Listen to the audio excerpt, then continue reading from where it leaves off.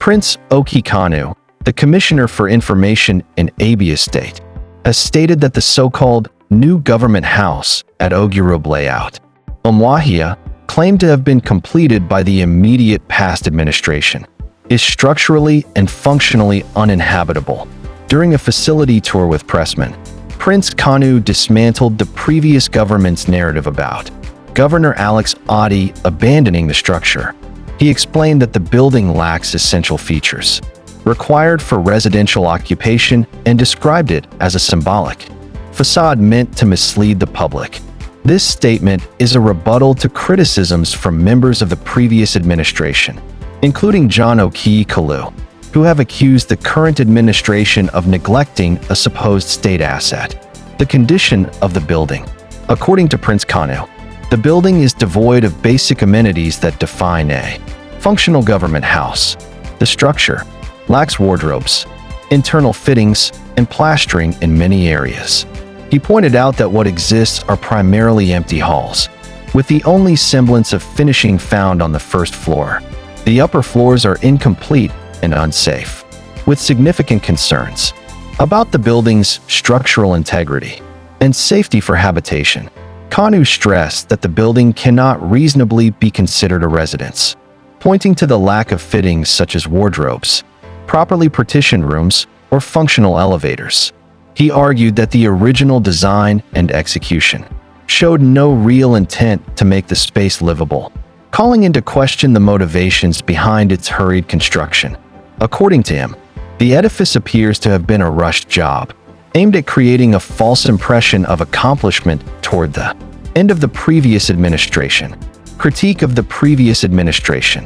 In a sharp critique, Prince Kanu accused the immediate past government of misrepresenting the status of the building and misleading the public about its purpose and completion.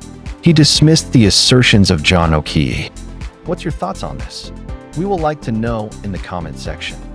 And could pose a serious security risk, assuming the governor were to live here.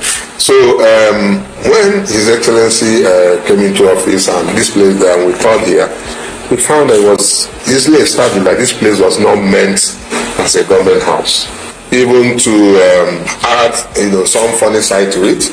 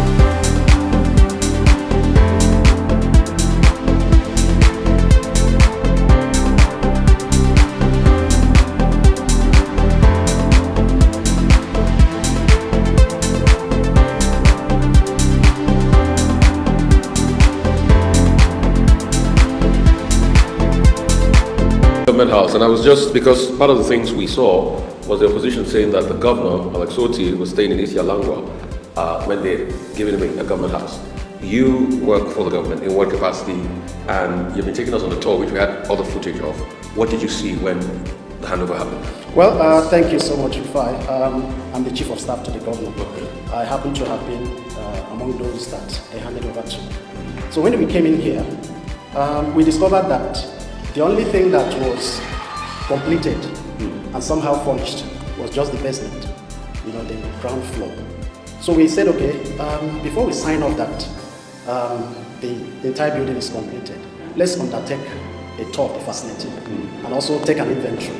They said no, that since we are a new government coming in, we should take our time, that they just want to tidy up since their tenure was over, in order to continue, that we could take another day to come around. So they introduced us to the contractor. So when we moved around, the contractor, they appointed the contractor. So when we moved around, we were shocked, just like you have also seen, that apart from the basement, nothing had been done that can really create that conducive and comfortable atmosphere for the governor of the state to come in here. And when we asked the contractor, he said, well, that he's also been owed.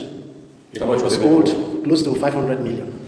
And it's like, we're coming to a state that virtually all the facilities, the infrastructure, the school, the hospital, everything was decrepit. So why would a reasonable governor spend that kind of amount to start fixing up where he's going to stay?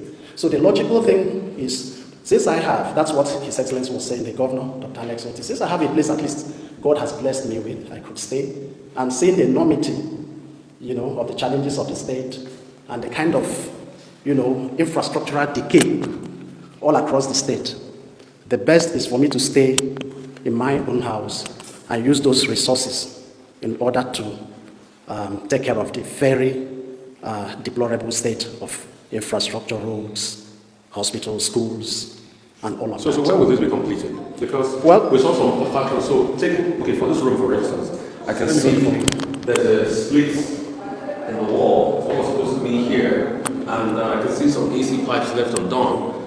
So when is this going to be complete? This is just one of the rooms. And you said, first and foremost, it's still the generator. First and foremost, before we even get to the point of completion, because you see, prioritization is one key hallmark of this administration. You will see for yourself that the people that claim that they built, a very, very comfortable state house for His Excellency, you can see for yourself that you cannot see anything like that.